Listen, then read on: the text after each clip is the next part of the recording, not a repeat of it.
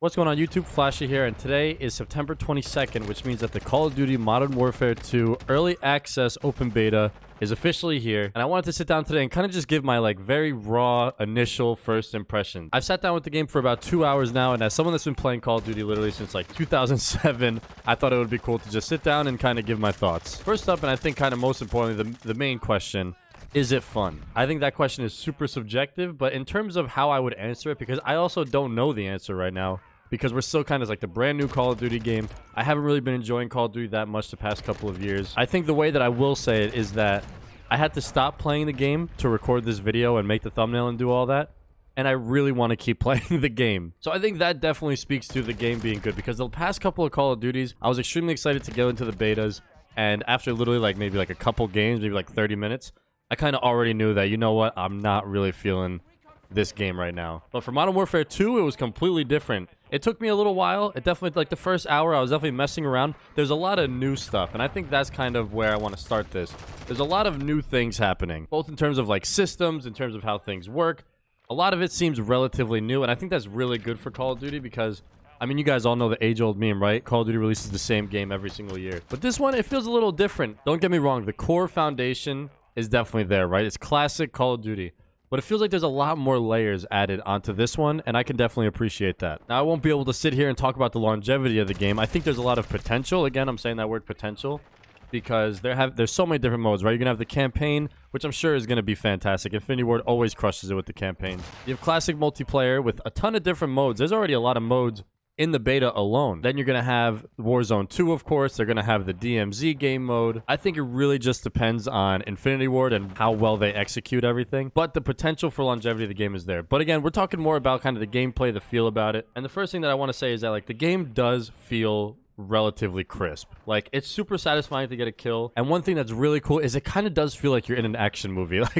I don't know how to describe it, but you'll be running around and an airstrike will go off next to you. This is classic Call of Duty stuff, right? Just airstrikes going off.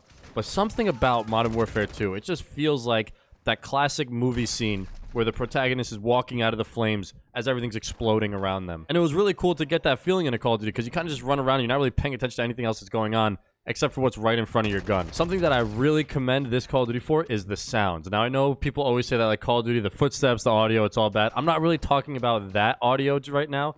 What I'm talking about is the sounds the gun makes, the sounds of the airstrikes, the grenades. You hear every single click of the magazine getting reloaded and the gun getting racked. And when the grenades are going off, you can hear them, especially if you have solid gaming headphones on.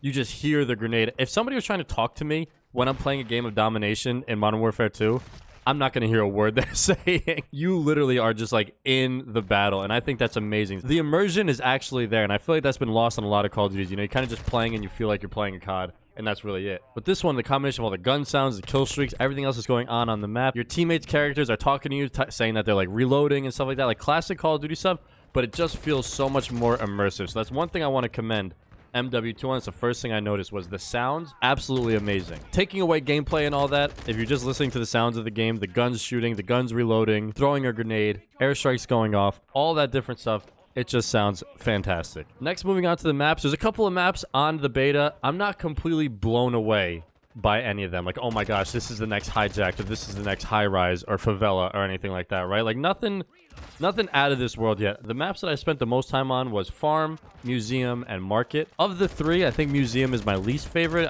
There's just a lot going on in there. I didn't really like it. A lot of head glitch spots, and we'll get into stuff like that. But I will say I do really enjoy the Market map. I think there's a lot of fun layers and a lot of fun lanes that can just bring all different types of gameplay, and it makes it very quick. I felt on the Museum map, I'm kind of just running around a lot, and that's where the game had its weak points, when I feel I'm just running around not finding anybody. Farm is super close range, so that was a lot of fun. You bring an SMG or a shotgun. So I think my top three for the maps would be Market, Farm, and then Museum. But again, not completely blown away just yet of any of the maps. Maybe if I start to learn them a little bit more. The next thing I want to talk about is, from the last time I played COD, a lot of this is different, right? As playing Call of Duty, you kind of want that OG feel to it, right? 3 perks. You got your guns, maybe you like the pick 10 system, and that's pretty much it. You're ready to rock and roll. This game switches it up a lot. They incorporate perk packages and gun progression. So when I first load up the game, of course, I'm going to look at all the new systems. And gun progression, honestly, again, this is somebody that's been playing Call of Duty since 2007. I had no idea what I was looking at. If you guys look on the screen, there's a lot going on, right? A lot of levels. Some guns are only unlocked by using other guns. It's not the classic, like, get to level 35 and unlock the AK-74U. Now it's like, use the M4 and then use this gun, and you can progress until you unlock the M16, at least from what I'm understanding. So it was a little bit all over the place. I was a little bit confused. As I started to play more and get more familiar with the game, I started to understand what was actually going on. But at first glance, I was like, dude, there is a lot going on here. And maybe that's a good thing. Maybe it is a good thing to like kind of look at what's going on in Call of Duty and be like, what is happening here? Like, there's so much on the screen. Like, how am I supposed to follow any of this? Because Call of Duty's always been that straightforward type of game, right? Gun, attachment, done. But then again, on the flip side of that, I don't really know if they did this for like longevity purposes or what. Because I got my M4, I was using it a lot, you're seeing it in the gameplay today. I got my M4 from level 1 to the max level 19 in pretty much like 2 or 3 games, probably like 3 games. And I wasn't like going crazy popping off or anything, like just general like 15, 20 kill games. And I was able to get it all the way up there. It seems like the gun progression, you get all the attachments relatively quickly, which I know that like when Warzone 2 is involved and maybe someone's like, oh, you got to try this gun, but you don't have any attachments. Jump into 3 or 4 multiplayer games and you got all the attachments, right? So again, we're just going to have to see how these systems work in tandem with each other when all the other game modes are out. But then you start to think like even when they're adding, like all the guns feel so different. Especially when you're adding all the different attachments. That's one thing I do like, is that attachments do make a big difference. Like, I was running around with my M4. I unlocked a couple attachments. I switched some things around. And then I jumped into a game. I could not get a kill with the M4. And then I switched back to some old attachments, a different barrel, a different grip. And then I was starting to pop off again, getting like 20, 25 kills. But then things might get crazy when they add blueprints and stuff like that, especially with the progression system and what you guys saw on screen. All the different guns and their levels 1 through 19. Seems like there's going to be a lot going on, and I just hope that they're able to balance it, as well as keep it all relatively organized and not be flipping through 30 different menus just to see if I have a red dot on a gun. Moving on to the next thing that they introduced, which is perk packages. At first, when they were talking about this, I didn't really understand what was going on. It was kind of weird to me. I started watching some gameplay because the beta came out a week early for those on PlayStation, and I still kind of was like, I don't know. Like, again, you kind of want that old school, like 3 perks, done. I'm happy with it, right?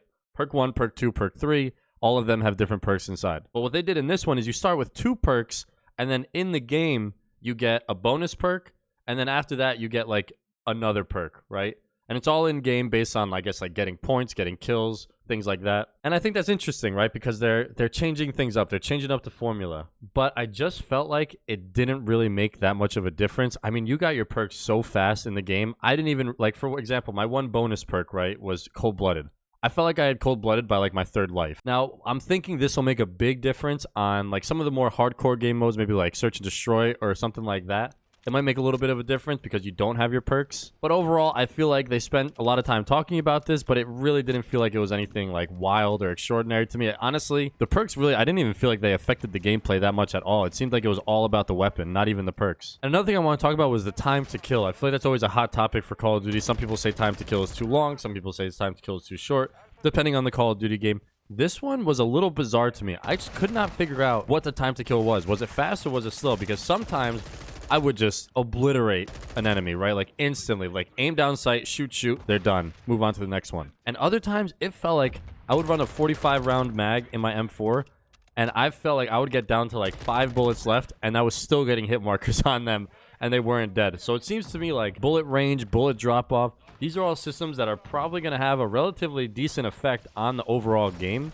And there's also like different types of ammunition and stuff that affect bullet velocity, and it's super interesting if Call of Duty actually does go this route because it did feel like it. Like I was running an M4 and if I had to shoot someone at long range, it was a lot of bullets. And half the time I wouldn't even get the kills. You might even see some of that happening in the gameplay on screen. And then if I was using an SMG and I was up close with someone, like they would just be done for. But then like there are those times where it's at the medium range and they're like kind of close, but they're kind of far.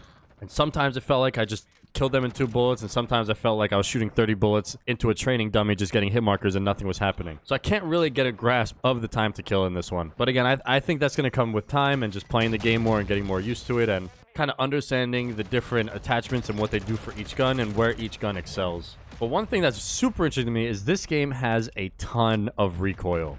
And when I say a ton, I mean for Call of Duty, this is unbelievable. Like Call of Duty is always, every gun's a laser beam. You put a red dot on the gun, maybe even a grip. Every single gun is a laser beam, no matter what. In this game, there is a ton of recoil. And I think that's where attachments are going to come in super important, right? A lot of recoil control attachments. But still, even with that, your gun is bouncing all over the place. Like, It is so hard sometimes to tell where you're shooting or what you're shooting at. And that could either be a good thing or a bad thing, right? Some people like that just aim, shoot, wherever you're aiming, the bullet goes. Some people also like the added quote-unquote realism of like the guns bouncing around, and if you're looking down the iron sight, it's not always going to be a perfect iron sight because the gun's recoiling, there's smoke coming out and everything like that. But what I will say, the one problem with that is that head glitching is so good in this game, man. And not only is head glitching so good in this game, I feel like bullet penetration just wasn't really there. Maybe, again, you have to try the different ammunitions. We're using very base versions of a lot of the guns and things like that. A lot of stuff is still locked, so we'll see when the game comes out. But head glitching is so good, especially if you guys play on market. There's that center lane, and at the end of the center lane, there's like this little just like flower box, and you can just head glitch it and mount on it, and you can just beam people, and nobody can hit you. Nobody can hit you because head glitching is so unbelievable. Even if you get the first couple bullets, again, that time to kill is like just long enough, right? Where your gun's gonna start bouncing around, and it's like, good luck getting the kill because the character models seem very, very thin in this game. Again, either a good thing or a bad thing. Some people might like that, some people might not. Maybe that adds like a good skill gap or a good skill ceiling or anything like that. So again, these are all things we're gonna have to wait and see. But overall, first impressions, I enjoy the game. It's fun, it's different. I've had more fun with the Modern Warfare 2 beta, with the 2 hours that I've played, than I had on Vanguard and that I had on Black Ops Cold War. So I will say that. I can't compare this to any other games really right now, but in terms of the Call of Duty franchise, it does feel like a bit of a breath of fresh air at this moment. And I'm very excited to see kind of what game modes they add and how like Warzone 2 and DMZ and the campaign kind of bring life into this game, because we're playing the very bare minimum, bare bones version of a multiplayer right now. That'll wrap up my overall first impressions. Let me know down in the comments what you guys think about the game if you jumped into it. Hope you guys enjoyed the video. There'll be some more Modern Warfare 2 stuff dropping on the channel, both for the beta and when the game releases. So be sure to subscribe for that. Thank you guys so much for watching, and I'm gonna see you all in the next one.